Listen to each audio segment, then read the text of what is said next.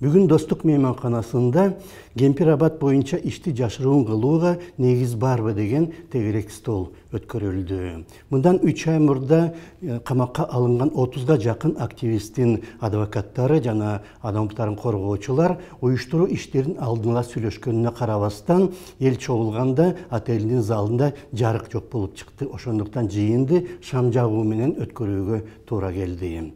Чогулгандардын баары бул ишти жашырын кылууга эч негиз жок деген пикирге келди. Анткени анын бир дагы жеринде мамлекет сырга тиешеси бар эч нерсе жок. Жана бул факт өзү эле иш саясий экенин дагы бир жолу далилдейт.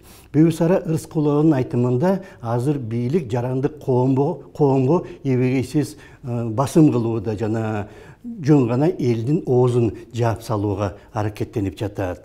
Сапар Аргынбаевдин айтымында азыр өлкөдө тартип коргоо органдары эң коррупциялашкан уюмдар. Ошондуктан эгерде мыйзамсыз чечим чыгарган, мыйзамсыз өкүм чыгарган соттор, тергөөчүлөр жана прокурорлор жазаланмайынча иш оңолбойт. Андай мыйзамсыз өкүм мурда азыркы президент Садыр Жапаровго каршы дагы чыгарылган.